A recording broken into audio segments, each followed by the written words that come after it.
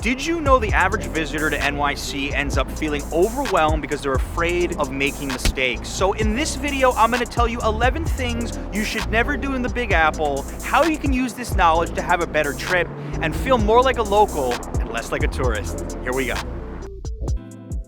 Traveling without this in New York is like eating a huge plate of spaghetti in Little Italy with a white shirt on and no bib. And I'm guilty of this mistake myself, and that's forgetting to have some hand sanitizer with you at all times. Let's face it, New York is a dirty place. We've got 8 million people roaming about, and when you're doing things like riding the subway, it can get pretty icky. And a lot of times you're on the run. Maybe you're popping into a bodega or a pizza spot which won't have a bathroom open to clean up. Take matters into your own hands and make sure at least one person in your group always has a small hand sanitizer with them. And the great thing is that even if you forget it, you can buy them at any small little stand in the city. And speaking of buying things from small stands, later on in this video, I'm gonna reveal one of the biggest tourist scams that most visitors don't even realize happens to them. Not tipping properly. Now, this tends to drive my non-North American viewers crazy. A general rule of thumb at restaurants in New York is tip 20% as long as the service was decent on your pre-tax bill total. At a coffee shop, I like to leave $1 if someone's making me a latte, for example. Fast food places, you really don't need to tip. If you want to drop $1 in the tip jar, if you have a good interaction, feel free. But if you get one of those terminals that asks you to leave a tip, don't feel pressured to do it if it's for something fast. Like I was at a cafe a few weeks ago and I ordered a water for $1.50 and it asked if I wanted to leave an additional tip and I said no. And the person working there was not angry at me. For tourists specifically, taking a taxi, I'd lean on a 20% tip, assuming everything went well. Same with an Uber. Bellman at a hotel who takes your bags, I'd say $2 per bag is sufficient. At a bar, I like to pay $1 per drink. Now, if you're paying as you go, make sure that you tip after every drink you pay with cash. If you're doing something called opening up a tab, then you're gonna tip at the end and you just have to tell the bartender, I want to close out, which is something that I actually don't see outside of North America, that terminology, so it's good to know.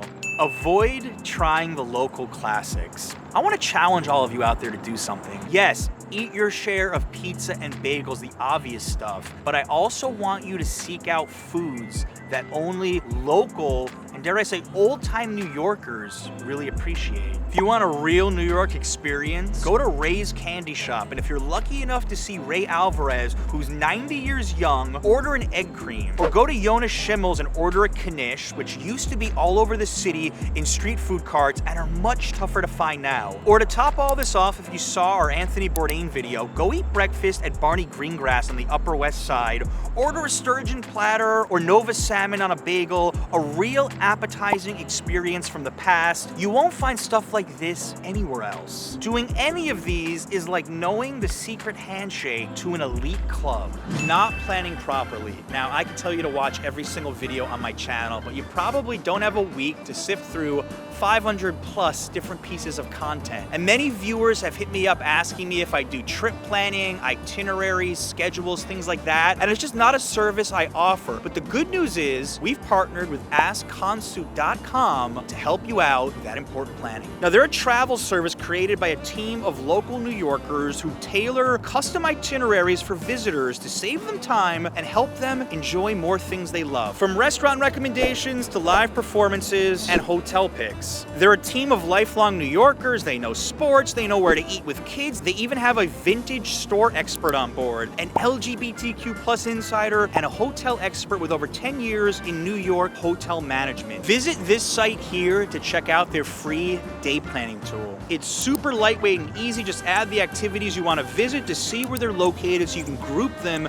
and plan your days, which is something I always encourage you to do anyway. And for the last minute planners out there, they sell 10 pre-built NYC plans based on popular travel types for one low price of $19.99. And each plan comes with a full itinerary to download and print and a digital map of highlighted activities, for transit directions. Visit askconsu.com/HereBeBarr and you'll save 10% off of your purchase. Be prepared on your next trip to New York with Ask Consu. Getting into confrontations with strangers. Now, a lot has been made on the media about the increase of crime in New York. And in many of these reports, you tend to see there was some kind of an argument or a confrontation before somebody got assaulted. And the reality of traveling in a big city is that you will encounter mental illness and people under the influence of drugs potentially on a daily basis, especially if you're in Midtown Manhattan or taking the subway. Now, the vast majority of you will have no incident, but in case anybody tries to instigate anything with you, don't engage them. In my 12 years of living here, I've had a few situations where somebody got mad at me, for example, for ignoring them.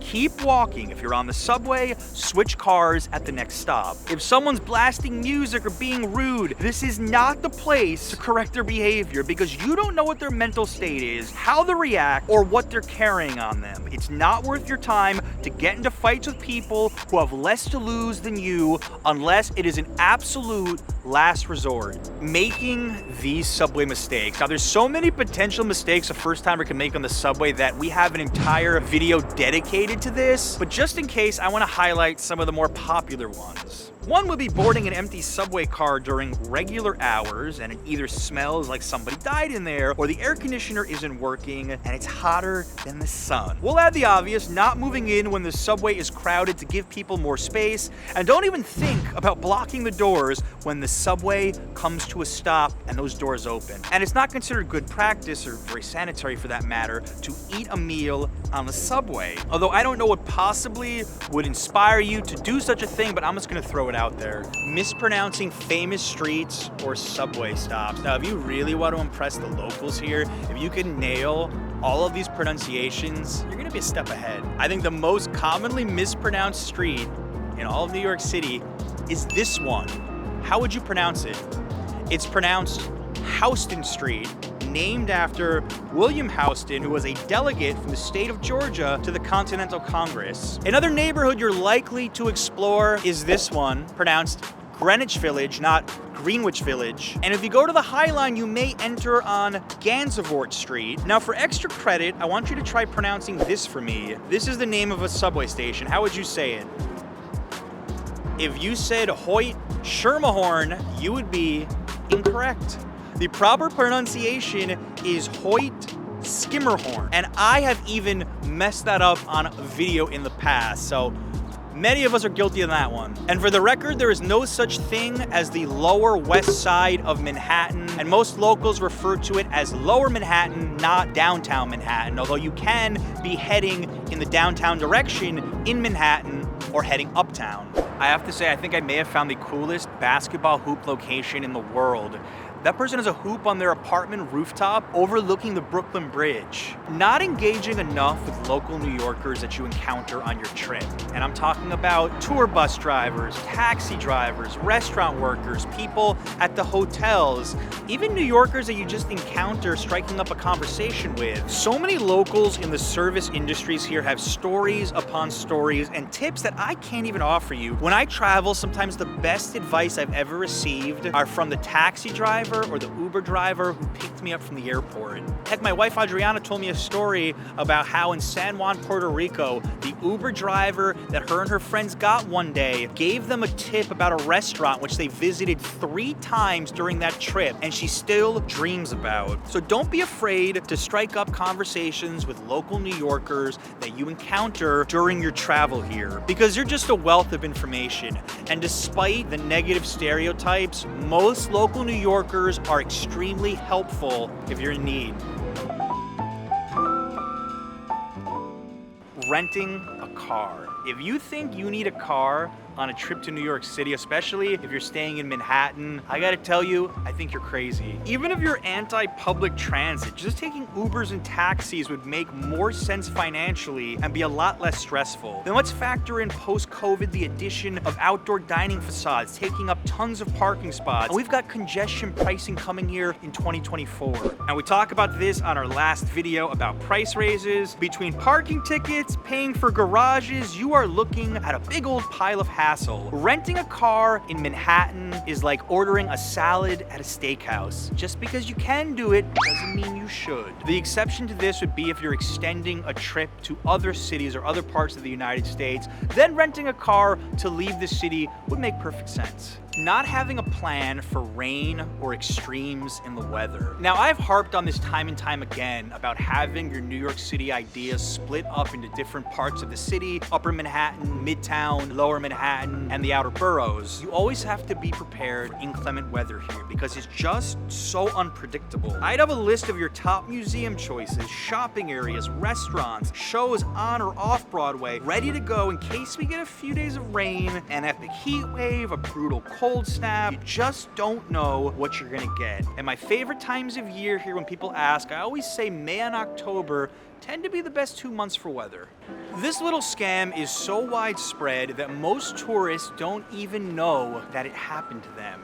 We've mentioned this on the channel many times, but I'm gonna repeat it again and again for my new viewers. It's not asking for the price of street food before you order it if it's not listed there. And it still amazes me to this day how many street food trucks in New York don't have their prices listed on the outside. And if you order food without that price showing, a lot of times the vendor is gonna charge you whatever he thinks he can get away with, like paying $10 to $20 for a hot dog. And I realize there's people visiting from overseas who don't know what a New York street hot dog is worth. Maybe you think it's worth $20. I have the utmost respect for most of the street food vendors in New York. So many of them are honest, hardworking people, but there's just a few bad apples out there, and I am so tired of hearing these stories from you guys, so be on the lookout for that.